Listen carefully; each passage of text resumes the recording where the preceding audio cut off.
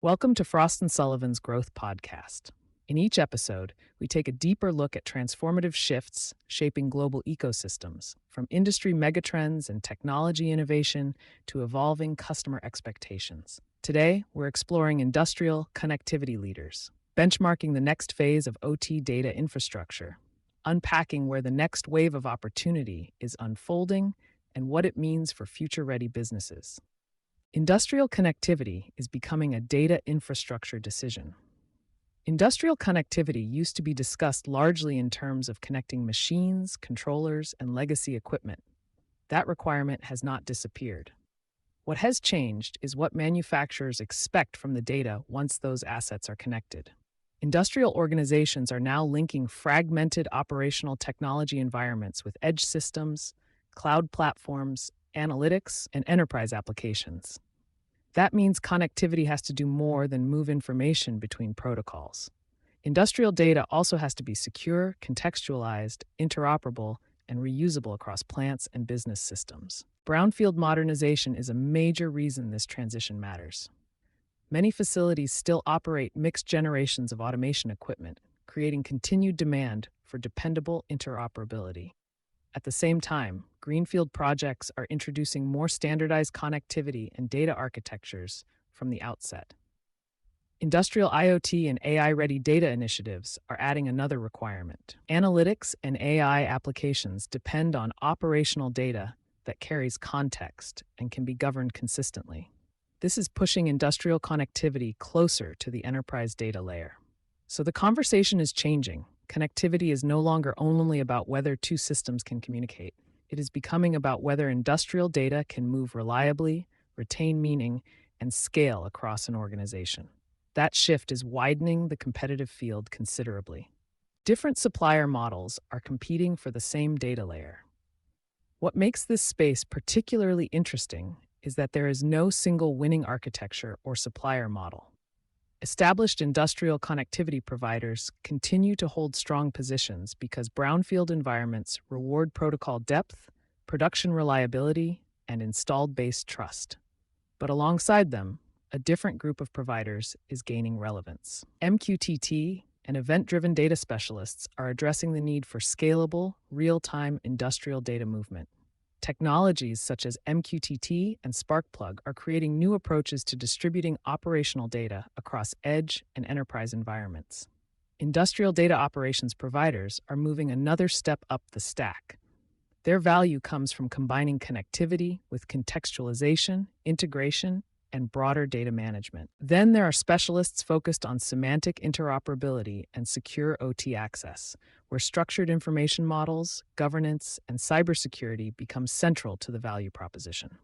Frost & Sullivan assessed 65 qualified participants and selected 10 companies for benchmarking across the Growth Index and Innovation Index. The results reinforce an important point. Competitive strength is not defined by scale alone. Velotic Kepware leads across growth and innovation, supported by its installed base, interoperability breadth, and credibility in heterogeneous OT environments. EMQ and Litmus Automation illustrate a different competitive route, with positions built around MQTT native infrastructure and industrial data enablement. The larger takeaway is more important than any individual ranking. Industrial connectivity is developing along several competitive paths at once. Incumbents have an advantage where reliability and brownfield compatibility matter most.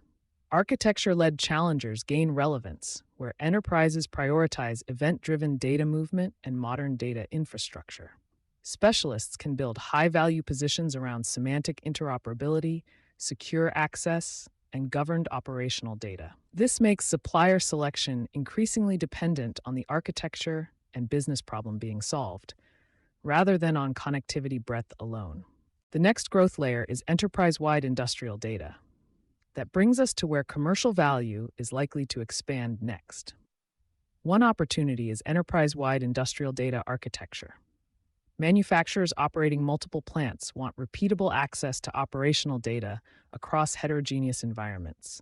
This raises the value of deployment models that combine interoperability, governance, and multi-site scalability. A second opportunity is brownfield to modern data integration.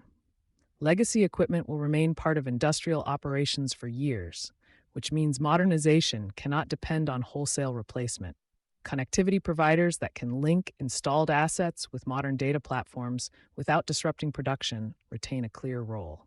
The third opportunity is AI-ready industrial data infrastructure. Industrial AI and advanced analytics require more than large volumes of machine data. They depend on information that is contextualized, governed, reliable, and accessible across systems. That creates room for suppliers operating across data enablement, edge integration, interoperability, and enterprise data management to move into higher value parts of the industrial architecture. Looking ahead, industrial connectivity leadership will therefore come from balancing two requirements that were once treated separately: operational credibility and modern data architecture. Established providers retain strong positions where OT trust and protocol depth matter. Event-driven specialists and interoperability providers gain ground where scalable data movement, semantic structure, and secure access influence architecture decisions. System integrators, cloud providers, and industrial technology partners extend that opportunity further by connecting these capabilities with enterprise-wide deployment. The next phase of industrial connectivity will not be defined simply by connecting more assets. It will be defined by how effectively those connections turn operational data into reusable infrastructure for analytics, AI, and enterprise decision-making. And that is where industrial connectivity moves from an integration function to a strategic layer of industrial digital transformation. Thanks for joining us on Frost & Sullivan's Growth Podcast. For access to our research, competitive benchmarking, and best practice frameworks, head over to frost.com or email transformation.growth@frost.com. We'll be back soon with more to help you stay clear-headed and growth-ready.